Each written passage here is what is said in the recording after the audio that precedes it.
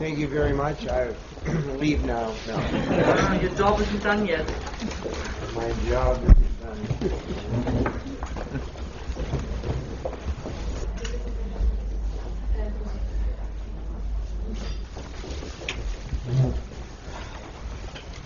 Right now I feel like Justin Bieber. I do. How do you feel today? Still like him or more like yourself? I feel a little bit more like myself. I have decompressed, and also I'm not sure I want to feel like the Bee.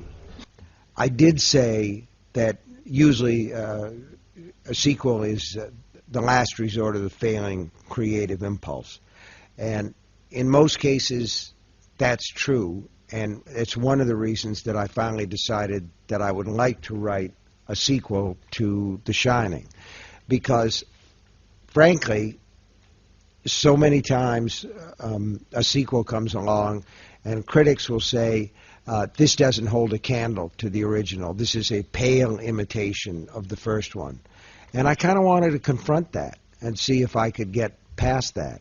And I had at least one beacon of hope, because Mark Twain wrote a book called Tom Sawyer, and the sequel to Tom Sawyer is Huckleberry Finn.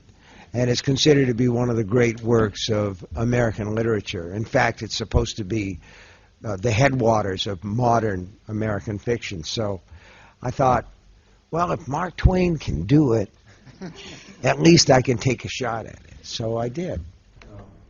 And Robert Silverberg, a science fiction writer, said there's a band of writers, the Rock Bottom Remainders, and I play with those guys some of the time. They played last weekend at the Miami Book Fair, but I was, although I try, and I try to be fair about it.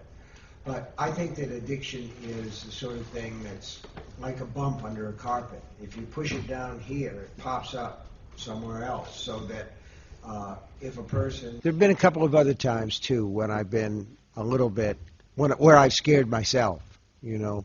But mostly I feel in control, and I have this satisfactory feeling of I am passing the scares on to my reader. And it's a little bit like, you know, getting rid of a bad thing and passing it on to somebody else. And the crazy thing about it is I do that and people pay me to do it. So it's great. Well, I think a sober alcoholic is more equipped to... So, you know, there are tortured artists, I guess, and tortured writers, people for whom it's very hard. For me, it's been so easy a lot of times that I've had to slow down so I don't seem facile. It's not an easy thing. Sometimes I have to take a little more time and work a little harder and dig a little deeper to feel happy with what I'm doing. But that said, there's a book called Lisey's Story, which is about marriage, and it's not autobiographical any more than anything else that I do is autobiographical, but it has elements that are drawn from my own life. I've been married a long time, 42 years, and there were things that I wanted to explore and say about marriage. Ladies SL 600, and at some point this is how ideas come to me. I think dealt with all those things in one way or another, and to my mind there's one overall thing, and that is addiction per se, and I think we all suffer from it to some degree. The more you suffer from it, I think if I had to pick one thing that makes me happy, that makes me feel successful, it would be staying married over a long period of time, because that's not easy. The Amish have a saying, kiss and don't last, cook and do. And romantic love, while it never disappears completely, over a long course of time where you share the same house and the same bed and the same kitchen table, those things can get a little bit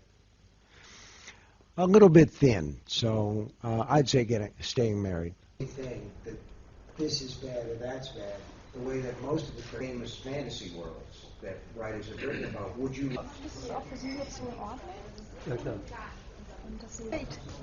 Instead of a joint bank account, we have a joint book account. Well,